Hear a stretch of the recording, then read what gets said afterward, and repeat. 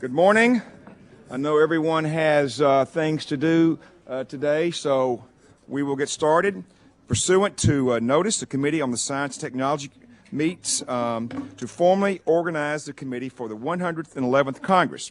Today, the committee must adopt the rules of the committee for the 111th Congress, ratify the subcommittee chairs and subcommittee ranking minority members, and subcommittee membership, and to adopt our oversight plan for the 111th Congress.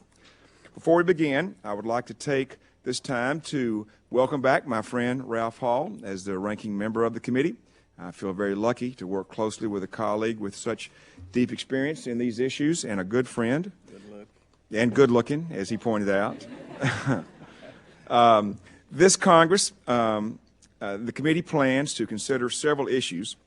We began to look at the last Congress as well as a number of new issues. And let me say that I really think that we have an opportunity to look both at good public policy as well as to gain additional relevancy by this committee. And let me just list a few of these.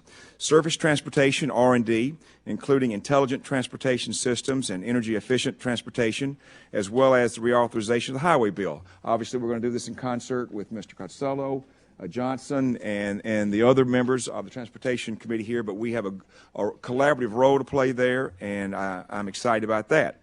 Electronic waste, including how to deal with it, how to better design products so that there is less waste in the future. Developing new energy technologies, as well as how the federal government can help move energy technologies out of the labs and into the marketplace more efficiently. Federal R&D to address natural disasters, including assistance to firefighters, windstorm impact reduction, and earthquake hazard reduction. STEM education programs across the entire federal government. The challenges presented by the internet congestion and the future of communication technology. Accurate and reliable technologies to monitor reporting and compliance with greenhouse gas emission limits in any climate change cap and trade scheme, and a multi-year reauthorization of NASA, among a variety of other things. And we will also continue to conduct oversight of programs that our committee authorized in the Competes Act and the 2007 Energy Bill, and work toward full funding of these programs. And finally, there are a handful of non-controversial bills that this committee acted on last year and that passed the House in the 110th Congress, but were not enacted into law. Once these are introduced in the 111th with the acquisition of minority, we would suggest that we discharge these and they be taken directly to the floor. The reason for this, I think there's going to be time early on for suspensions, and we can get ahead of the curve. Some of these include the National Nanotechnology Initiative, Mr. Hall's produced Water Utilization Act, Mr. Matheson's Water Conservation Research and Development Act, and Mr. McCall's Green Energy Bill. Now I recognize Mr. Hall for any remarks. Mr. Chairman, I thank you very much. You covered it adequately, but I think my contract calls for me to use up as much time as you'll give me. And I've had the pleasure of meeting some of your new members and look forward to working with them. Of course, this committee, I think, works better together than any other committee under the Capitol Dome. We were very successful last year, passed many very resourceful, very good pro-American bills, and look forward to doing it. And I thank you for holding this meeting to get us organized. As you said, we did have a very productive 110th Congress and passed a lot of good pieces of legislation and improved by the process of hearings and markups and our staffs working together and us working together. The Science Committee is going to play a very key role, I think, in getting our economy back on track and keeping America competitive in the global marketplace. Energy independence is very key to accomplishing these goals. And I think we did more for energy and toward energy than the Energy and Commerce Committee did last year. And I'm on both. I have a good look at both of them because I'm on both committees. Technology has the potential to deliver energy efficiencies and provide alternative energy sources. And we know that research and development at the federal level is going to provide a bridge from current to next generation energy resources and help fuel America's future growth. The committee is also going to work to strengthen research and development and aggressively promote STEM education at all levels. Investing in math and science education is going to foster the next generation of innovators to keep America at the forefront of cutting-edge technology and research. Innovation is very critical to U.S. success, to our economic success. We also have to ensure that our systems are state-of-the-art and provide adequate security. NASA is very important, and it's also keeping America competitive. And manned space flights drives innovation and pushes research and pushes development to new levels. Actually, America gets huge returns on investments in NASA, and it's imperative that we work toward closing the gap between retirement of the space shuttle and introduction of Project Constellation. There are several ways to look at that, and there are several avenues to doing it. We absolutely need to work together because we know better than any other committee the value of the space program. Mr. Chairman, in closing, I just say to you, we need to be good stewards of the taxpayers' dollars and ensure that they're getting the best return on their investment. And as you well know, I respect you, and I look forward to working with you to help strengthen America and help accept and defeat the challenges that are before us. Thank you. I yield back. Thank you, Mr. Hall. We'll first take up the committee rules. The committee rules you have before you have been circulated to each of your offices with an explanation of the changes from the Science and Technology Committee rules from the 110th Congress. The biggest change is in appearance. The rules have been completely reorganized to make them more user-friendly and coherent. There are also a series of substantive and technical changes that have been outlined in the memo that was distributed with the meeting notice. Most of these changes bring our rules into greater conformity with the House rules. The minority staff has been consulted about these rules changes, and many minority suggestions have been included in the final package that you have before you. Now, let me say, if I was in the minority and the majority said we got some rule changes, my ears would go up. And I don't blame you for, for those kinds of concerns. But let me say there was no mischief here. What has happened over the years is that we had taken the past committee's rules and then added on to them. And so it was sort of stack, and thanks to Hillary Kane and John, they did a good job in trying, as well as your minority council, trying to go through, trying to trim them down, make them logical so that one section did not contradict another section. That was really the objective, just like we tried to update this committee hearing room because Vern Eller's microphone always fell off and it wasn't really where it should be. We tried to, we renovated at some pain the minority and majority's staff office space because they were in shambles. This is, the same sort of thing. It'd be easy not to do it, but we want to try to pull it together, get it right. I think it just makes us look more professional and hopefully be treated more professional. And with that, I now recognize Mr. Hall for any remarks. Mr. Chairman, I understand that our councils work together to address and to accommodate some of our concerns. This type of cooperation fosters a spirit of bipartisanship. It helps us set a positive tone, and you've done very well at that. You've been the leader on bipartisanship. It's in that same spirit and cooperation, and I'd like to clarify a few points so that we all share the same understanding. The first relates to the inclusion of minority, supplemental or additional views in the official committee report. These reviews are going to play a very important role in allowing members to voice their support or to state their concerns. And it's my understanding that we're modifying the rule regarding the timetable for submission of these views. I just want to confirm that members will still have at least 2 days to file, and I'm hopeful that, as in the past, you'll grant additional time to assemble views. Maybe you'd comment on that at this time. Yes, sir. I would say it was clarified more than modified. Clearly, you will always have your 2 days. I don't think there was ever an occasion in the past that, extensions weren't granted, and that is our complete intention now. Well, I've been told before that they'll explain things to me, but they can't make me understand them. But I appreciate you taking that time. The second point for clarification is the availability of documents to members and to staff. And it's my understanding that being, quote, available, unquote, means that members have received notice and have been provided a copy of subcommittee reports, oversight documents, witness testimony, and financial disclosure.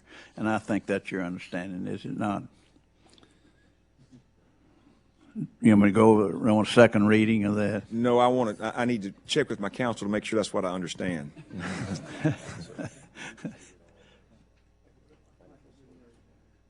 And I'm not going to answer any Yeah, questions. Mr. Hall, we are in complete agreement with one, and this is not a disagreement, but I want to make sure everybody understands it.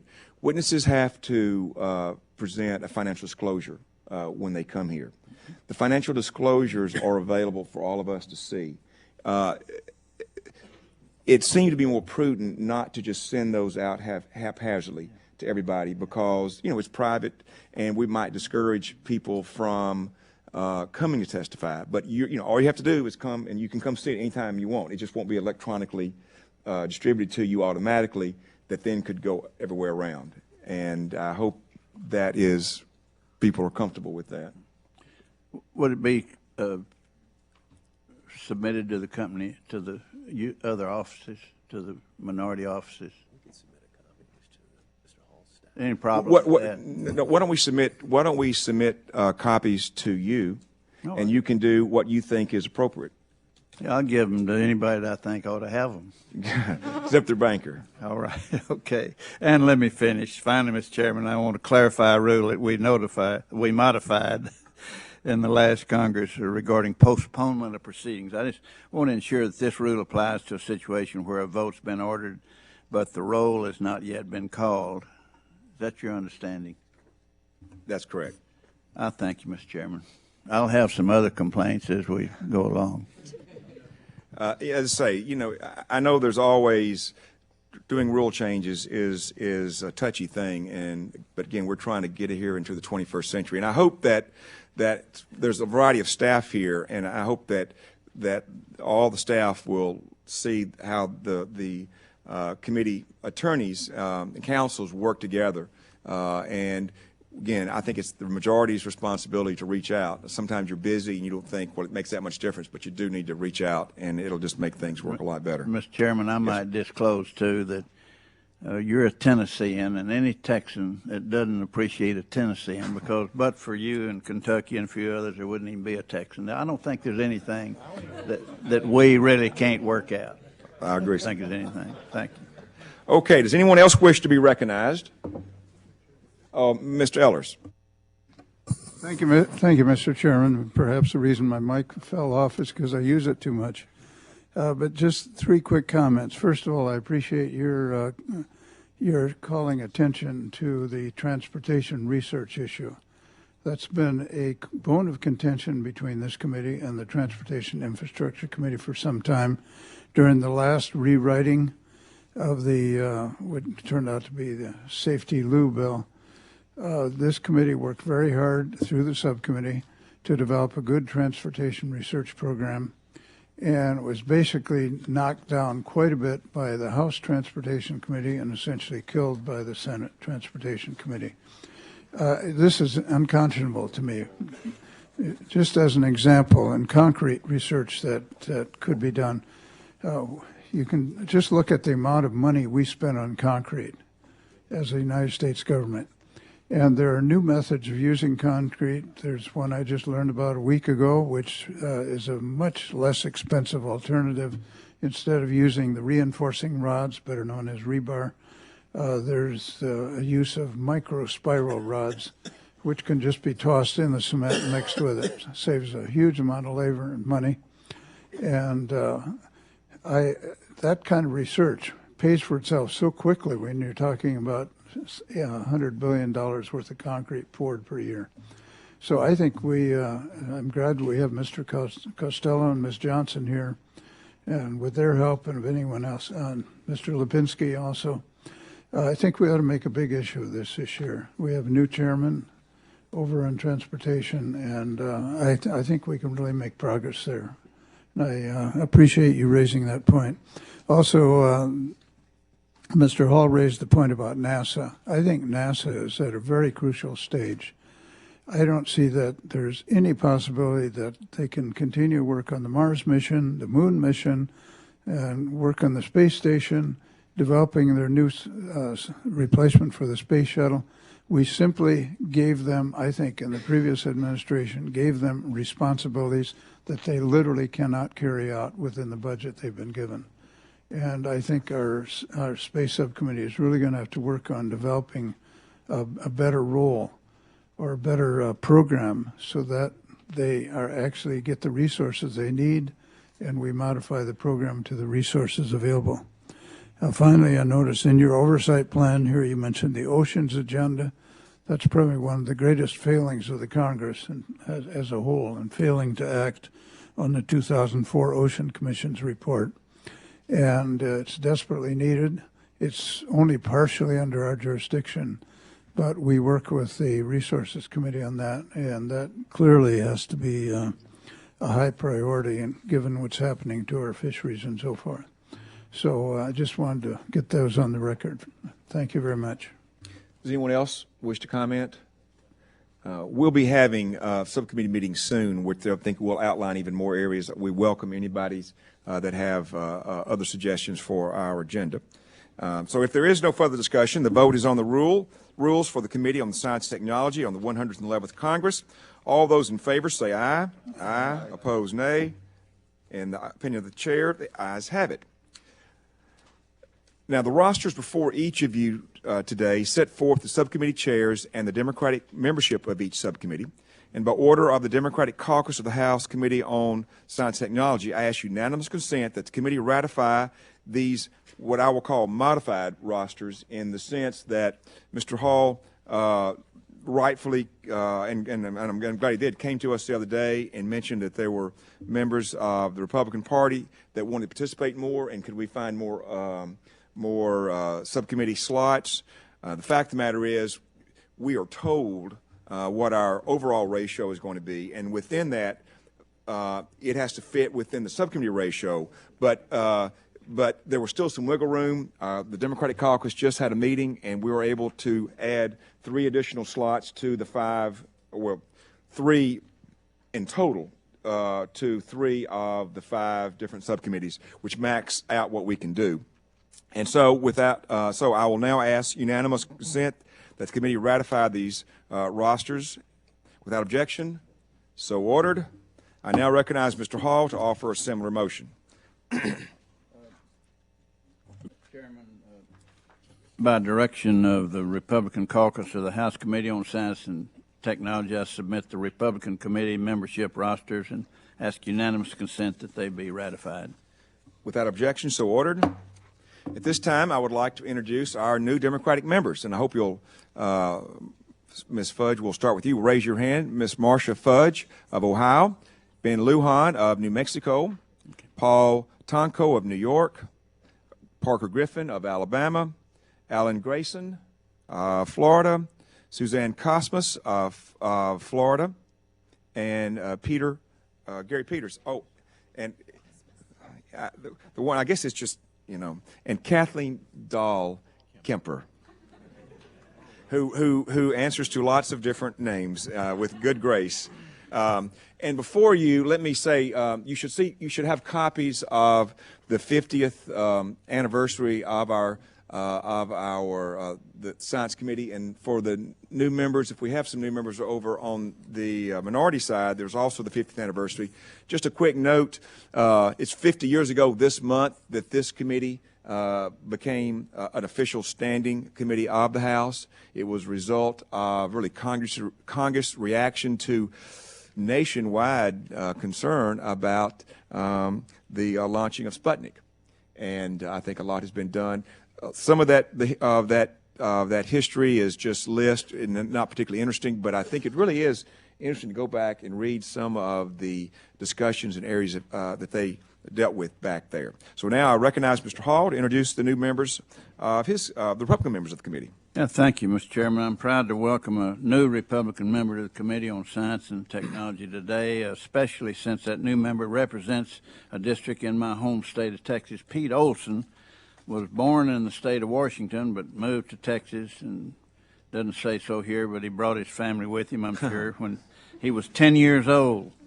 And he graduated from Clear Lake High School, Rice University. God, I couldn't have got in Rice, much less ever get out of it. And then went on to earn his law degree from the University of Texas School of Law in Austin. In 1988, Pete took an oath of office to serve in the United States Navy. He served and spent his time as a naval aviator flying missions over the Persian Gulf, the Pacific, Indian Oceans, and between Japan and Russia. In 1994, his service in the Navy required him to serve on the Joint Chiefs of Staff. He then went on to serve as a naval liaison officer and as a senior staff for the U.S. Senate. As a member with the Johnson Space Center in his district there in Houston, I think it's very appropriate for him to have the spot that he has. I'm extremely pleased that he's agreed to serve as ranking member of the Space and Aeronautics Subcommittee. You know, Mr. Feeney served that purpose in Florida, and Mrs. Cosmos, I had the pleasure of meeting her at the last launch, and we discussed some things, and she has a good amendment that she's, I think, been turned down on today for some reason, to give us a little more money to go to the moon. And all of us understand, go to Mars, that we're not going to try to go to Mars while our people can't go to the grocery store. We're going to have to be sensible about it, but we do need to fund them, and we need to keep a position there. As a member of that Space Center, why I'm confident he's going to work to ensure NASA remains the world's preeminent space agency. He already has a successful track record of supporting NASA through his work in the Senate. I believe he understands that America's space agency drives innovation, creates technologies that helps Americans and keeps the U.S. competitive. He also knows that for too long, NASA has been asked to do too much with too little funding. I believe Pete's going to be a welcome addition to the committee. And, Mr. Chairman, might I also announce that I've asked Dr. Ehlers to serve as vice-ranking member for the minority. He's always impressed us with his depth of knowledge of these issues, and I think the first thing I told him when I first saw him and heard him and listened to him was that I respected him, but I didn't like him because guys like him run the curve for ordinary guys like you and me. And he has a depth of knowledge of issues, and I welcome his addition. I yield back. Without objection, so ordered. Let me quickly say, in terms of the NASA, there will be a launch next month. And if there is anyone who, it does not look like a plane will be going down now, but if anyone wants to go down commercially, we can authorize you to do that. So just let us know, or more particularly let Leanne Brown know in the office, and we will do that. As well as if there is other individual, as Mr. Sensenbrenner can attest to, he frequently has the opportunity to go to conferences around the world, and if they're related to this committee, we'll be happy to make arrangements for you to be able to fly commercially for that. We now need to adopt the committee's oversight plan for the 111th Congress. The House rules require us to adopt this plan by February the 15th. However, the House Administration Committee is requiring the plan to be submitted along with our annual budget request. So we're doing this a little quicker this year than in the 110th. I think this committee has a robust oversight effort in the 110th Congress, and I plan on keeping the pace up this Congress. The plan in front of you reflects that. However, the plan is just the start, and we will obviously take up additional issues as they arise throughout the course of the year. And Mr. Miller, I'm sure we'll work with you with that. And our Staff Director, Dan, do you have someone here you want to introduce to us? Mr. Chairman, actually, not so much. Two staff are out giving a speech at a conference on biobanking, which was an issue that we I was worked talking on the about last somebody behind you. Oh. She's shy. Okay. I have my daughter Nora with me today. Montgomery Public Schools provided her the opportunity to attend this markup. My grandmother's name was Nora. It's a special name for me. Let me just, in concluding, just again quickly say to our new members, Democrat and Republican, that every bill that we got out last year was bipartisan, and because of that, we were able to get a lot of legislation passed.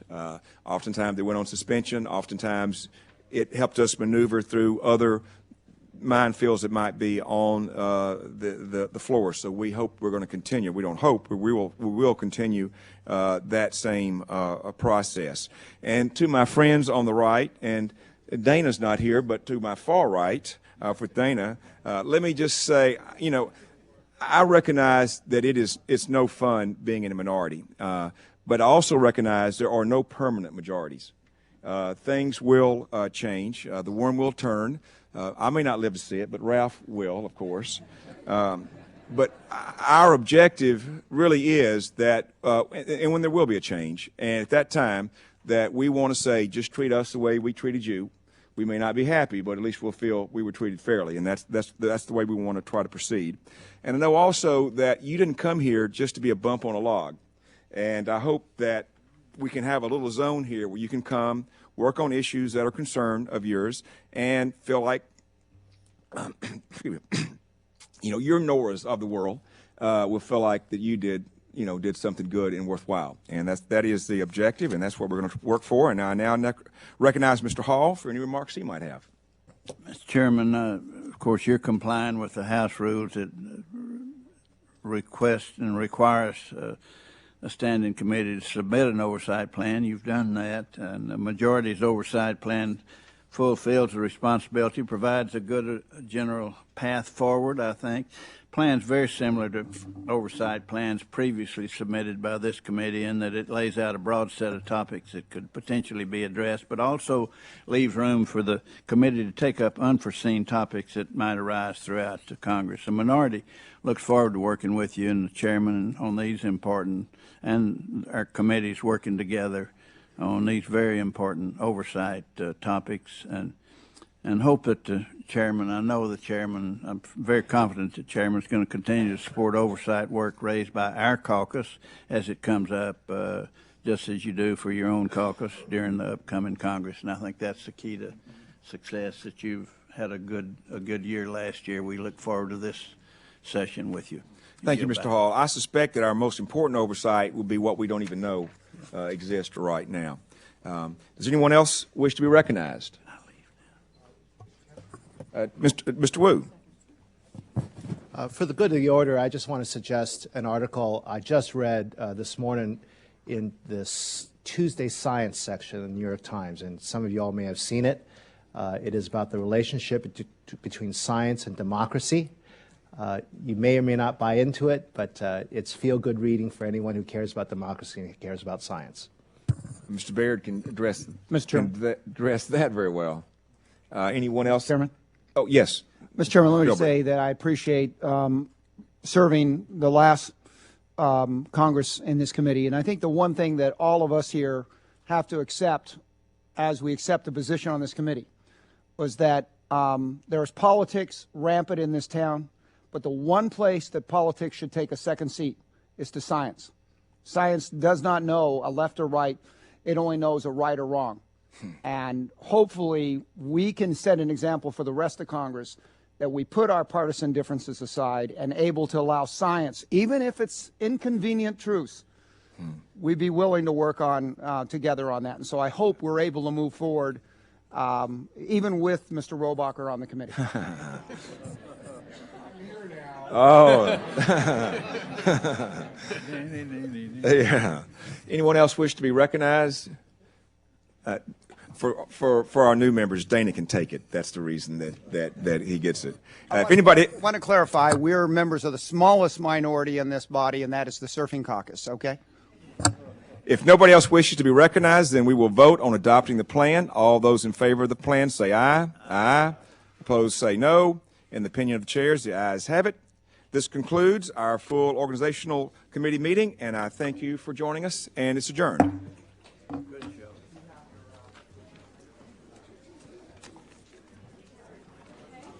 Hey, Bob.